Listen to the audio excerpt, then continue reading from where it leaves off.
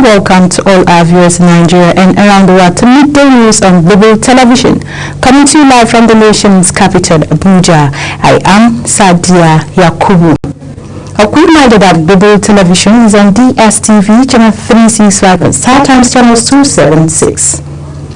Nigeria's Deputy Speaker of the House of Representatives, Benjamin Kalu, has taken Africa's voice to the global stage, calling for stronger parliamentary actions to deepen digital trade. Speaking at the World Trade Organization's Interparliamentary Union Steering Committee in Geneva, Switzerland, Kalu emphasized that Africa is not waiting for others to define its digital future. Our National Assembly correspondent Anita Patrick has details. At the WTO Public Forum, Kalu stressed that digital trade is now one of the biggest governance challenges of the time, shaping business and youth opportunities across the globe. He noted that Africa is already laying the groundwork through the African Continental Free Trade Area and its protocol on digital trade, an ambitious blueprint for a unified digital market. This protocol on digital trade, we are building our own regional multilateralism, a blueprint for a harmonized, integrated digital market. Despite the challenges, Axel, we will win.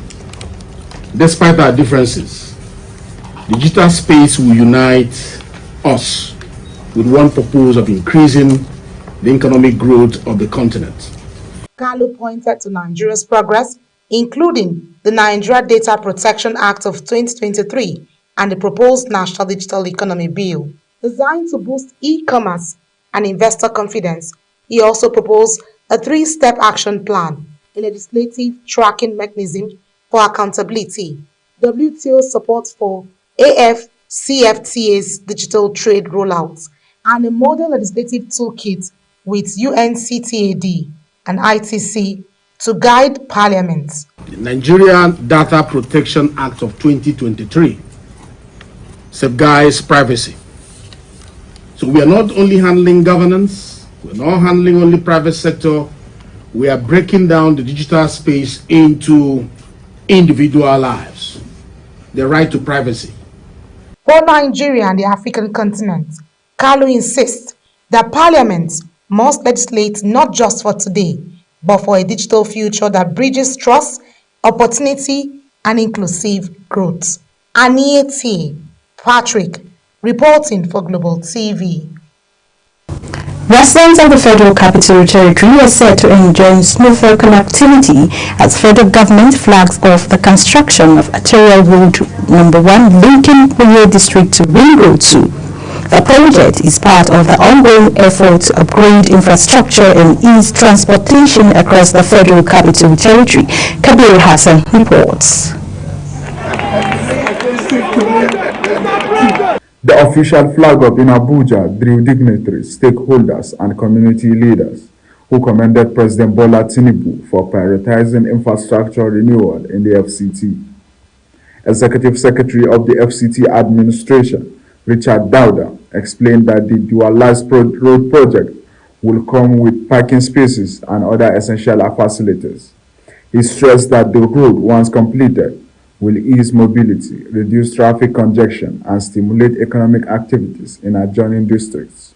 The FCT administration, in its commitment to enhancing efficient road network and resolving traffic connectivity challenges, and to support the long-term urban growth of the Federal Capital City, in accordance with the Abuja Master Plan, processed the construction of the Arterial Road N1, which is the Olusegun Obasanjo Way, from Uyo District to Ring Road 2 within the city. The FCT Minister Nyesom Wike described the road as part of the federal government vision to restore Abuja's master plan and position the city among the world's most modern capitals. He added that the contractors will also maintain and monitor the project for 4 years after completion. To support and help Mr. President to achieve for this country to get to where we do something and know that we are doing it for the interest of Nigeria and for Nigerians. It's very, very key. The company handling the project assured timely delivery and international quality standard. We assure you of our commitment to delivering quality infrastructure that meets the highest standard. We will work diligently to ensure the project is completed on time. For residents, the project signals renewed commitment by the government to ease transportation challenges and unlock more economic opportunities across Abuja. Kabir Hassan, reporting for Global TV News. Kano State government says it has recruited 4,315 teachers into the state civil service. The state governor, Abba Yusuf, described the move as part of his administration's determination to restore the glory of education in the state. Governor Yusuf, while speaking at the induction ceremony in Kano, explained that the newly appointed teachers had earlier served as interns, but now have been engaged as permanent and pensionable civil servants. President Bola Tinubu has congratulated the Managing Director of the Federal Airport Authorities of Nigeria, Olubunmi Kuku, on her election as Vice President of Airports. Council International Africa, the President conveyed his congratulatory message through a statement signed by his Special Advisor on Information and Strategy, Bayo Onanuga. Kuku's election was retained during the 34th Airport Council International Africa General Assembly held in Lusaka, Zambia, beginning September 13, 2025. The National Examination Council has released the results of the 2025 Senior Skills Certificate Examination internal 54 days after the last written paper. Global Television's education correspondent Priscilla Obasi was there for us. At the NECO headquarters in Minna, Niger State, Registrar of the Council, Professor Ibrahim Wushishi, announced that out of 1.3 million candidates who sat for the June-July examination, 818,492, representing 60.26%, scored 5 credits and above, including mathematics and English. Number of candidates with 5 credits and above, irrespective of mathematics and English, is 1,144,496 candidates. Wushishi also disclosed a significant drop in malpractice cases, with 3,878 candidates involved this year compared to over 10,000 in 2024.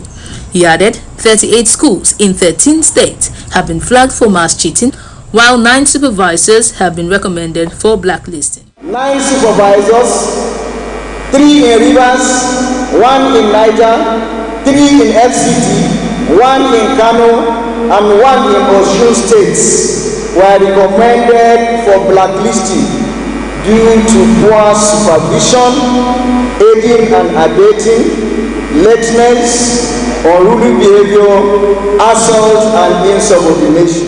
Meanwhile, Kano, Lagos, and Oyo states produced the highest number of candidates with 5 credits and above, including mathematics and English, while the Gabon Center recorded no candidate with such performance, highlighting the sharp disparity across regions. With the new curriculum now in effect, NECO will also streamline its exams to 38 subjects to cut down waiting time for results. Priscilla Obasi, Global Television News.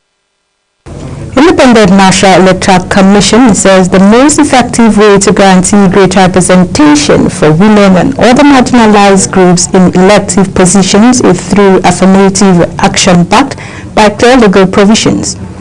Chairman of the Commission, Professor Mahmoud Yakubu, stated this while receiving members of the Women's Collective Forum on Advocacy visit to the Commission's headquarters in Abuja.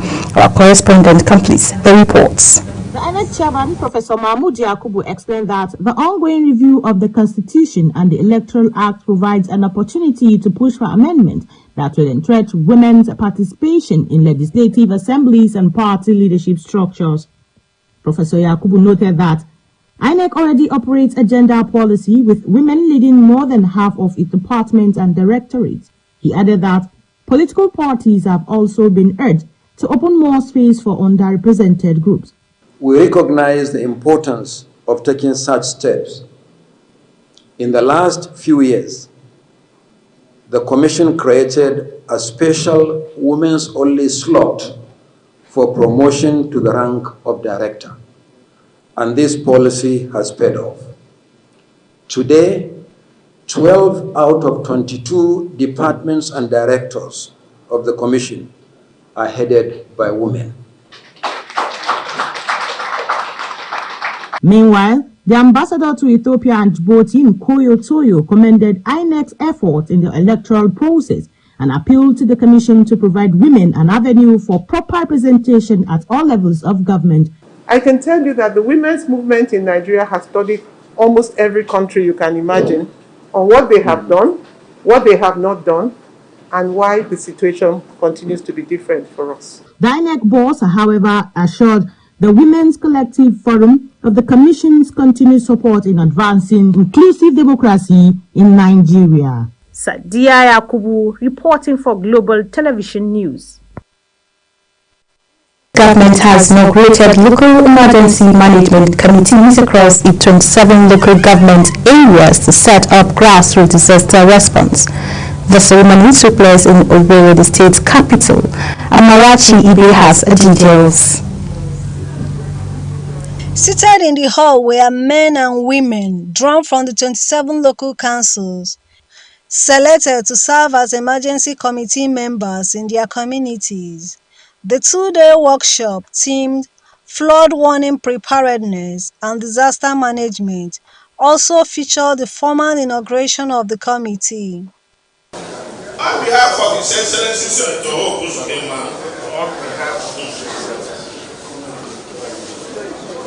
who is my boss, and the governor of Imo State, I hereby inaugurate you. Declaring the event open on behalf of Governor Hope Uzodinma, Secretary to the State Government Cosmos Iwu reaffirmed government's commitment to grassroots resilience. So the importance of this thing is to educate them, because most of this problem is lack of awareness. Okay. Now they are aware now. They will be educated, they will be instructed, they will be equipped to handle this minor environmental issue themselves before it occurs. The preventive measure, so they don't have to wait before they take action. Permanent Secretary Economic Affairs Bureau Joseph Odemenam, in his overview, said the training will equip stakeholders with knowledge and tools for effective disaster management. And civil society organization. The local government management committee will evolve into vibrant platforms for safeguarding life, protecting livelihoods, and promoting resilience community throughout Imo State. Goodwill messages came from Association of Local Governments of Nigeria, Imo State, and the National Emergency Management Agency, Enugu Zonal Office, pleasing partnership with the state in disaster preparedness. As Argon Chairman of the state, I assure you, Your Excellency, that we will carry this responsibility with seriousness and dedication. Therefore, I don't want to say much than to thank the government and people of Imo State for establishing the local emergency management committees. Participants are expected to take the lesson back to their local government and serve on the front line of emergency response. From Owerri, Amarachi Ibe, reporting for Global TV News.